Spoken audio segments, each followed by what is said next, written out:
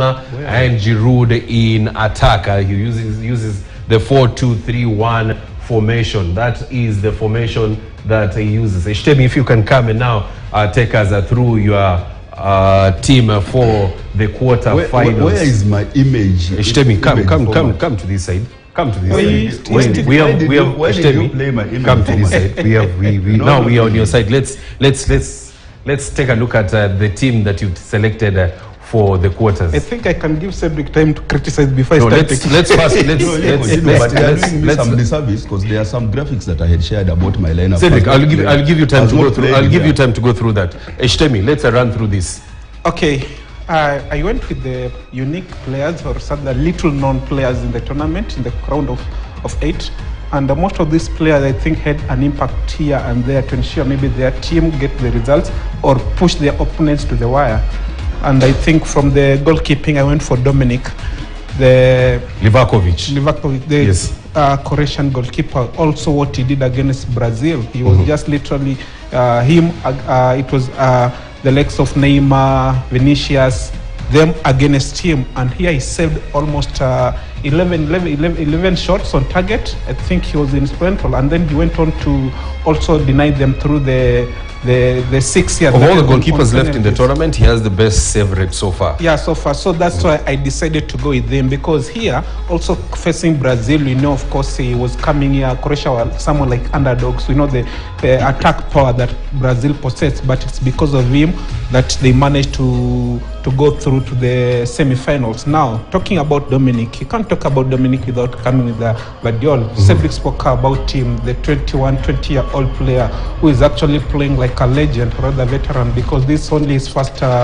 World Cup, and he has already shown that he has matured, having make this debut at Zagreb at 17 and then being snatched up by RB Leipzig. I think he has shown that indeed this is the place that he deserves to be, and after this tournament, trust me not, clubs will be chasing for his signature. And his ability maybe to read the game, ability to go for those tackles, ability also to give the long-range passes to the attackers made me also maybe to go for him, because he kept the likes of Neymar quiet for the better part of the game before Neymar magic show up and scored that opening goal. And then looking at his center partner is El Yamik. El Yamik is the Morocco center back who replaced the injured Agued. Agued, of course, you know what he did. Here I'm talking about, here is a left-footed center half, and El Yamik is a right-footed center back. And you saw what he has done since he came on replacing Agued. I think El Yamik has been one of the reasons as to why Morocco have managed to go through to the round of 4, because he partnered well with the Saiz before Saiz got injured, and I feel his ability also maybe to go aerial for the tackles. You know, Saiz is good on the ground, but El Yamik is always superb when they go for the aerial attacks, and I feel he has already shown that character that he can tackle the high pressure games and also the big stars at this particular stage. Now, going to the fullbacks, Hakimi and Atiat Allah. I think Hakimi, you know his strength already. Is always good to defend and also contributes a lot when going to attack. And I feel he has made this right wing on the Moroccan side to be very, very active, and the wing that has been contributing a lot of goals for Morocco. And also his wing hasn't been very active in matters maybe being attacked by the opposition. Most of the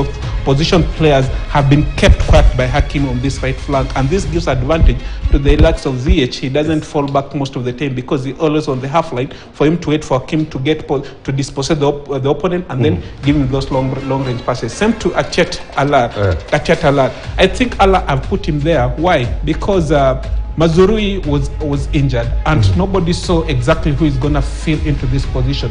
But against in the quarterfinals against Portugal, he literally kept the likes of Silva, the likes of Bruno in the pocket. Yes, of course, Bruno tried a lot, but at the end of the day, Atiat Allah is the man who ensured Morocco win that game, because it is him who delivered that cross to Eneseri for for Morocco to get that goal. And then coming in the midfield, of course, this gonna be my DM. This guy, I think in Qatar right now, people should be proud of having Amrabat in that country, because I think Qatar right now, maybe 30% of Qatar is covered by land, and then the remaining 70% is covered by this man, Amrabat, because he's all over. Yeah, he's literally covering every blade of grass, and he's very industrious. That energy he brings into the team, yeah, I think that is just phenomenal. And then now talk about Fernandez, Enzo Fernandez. This is another player who is actually, he has upped his market value, and that is thanks to the contribution he has brought into the Argentine side, because at only 21 or so, the guy has shown that indeed he can deliver on the biggest stage. Just a few months ago, he was playing for River Plate. Then he joined Benfica, I think in August or so. And then from there, he's now making his debut at the World Cup, and is just magnificent. And we remember what he did against, was it Mexico? He was marvelous. And then in the quarterfinals, I think it is him, together with the likes of McAllister, the likes of Acuna, the likes of DePaul, that enable Messi always to remain up front and maybe terrorize the opposing player. And Fernandez, of course, I put him here. The work rate that Fernandez... That is Bruno. Yeah, Bruno Fernandez. The work rate that he put in the Portuguese team, I think should be acknowledged and should be praised, because he nearly scored a goal that I think crashed against the crossbar. And he kept on pushing and knocking the door. Unfortunately, the door was not open, but I feel his creativity is just brilliant. And if you make good use of him, he can destroy the midfield or the position defenders anytime, any day. Then my attack, I think I've gone big for both skills, physique, and pace. These three, I think they can complement very well. Here I'm talking about the physicality that Weghorst brings to the team. Weghorst, his introduction cost a lot of work, cost a lot of unsettlement in the Argentina defense, and it is through him that they pushed that game to the extra time and eventually to the penalty. He scored 2 quick goals, and I feel his ability to go aerial and also maybe to use the technical ability maybe on set pieces is the person that I always look forward to, because he's comfortable on both ends. Now Messi, of course, I can't talk more about him. I think without Messi, Argentina will not be in this semi-final as we speak, because he's the person that all Argentina players have been looking forward to. He rose up to the occasion when it matters, and he's literally carrying the Argentina squad into the semi-final, or rather even if they reach the final, just replicating what Diego Maradona did in 1986 or so.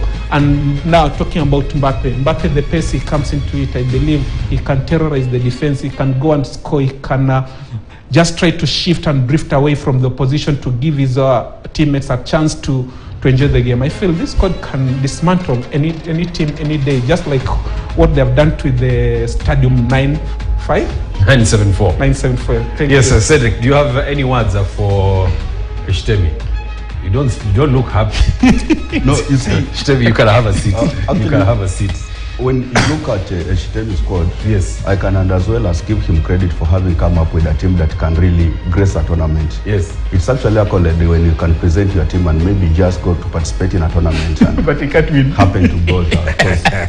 The essence of, and any coach I think who is listening to this match will agree with me. At the moment you bring in traveling fullbacks, Atiat Allah. We have seen him, he's so erratic. He as well as surging up front. At the moment you have 2 fullback who surge up front, Hakimi and Atiat going up front. You need to introduce another line of defense. In a way that when they go up, that defense comes to fill back those spaces. If actually after you have left the full back 4, the back line of Eshitemi, you start getting offensive midfielder in the name of Enzo Fernandez, another offensive midfielder or creative midfielder in the name of Bruno Fernandez, and only 1 box-to-box midfielder.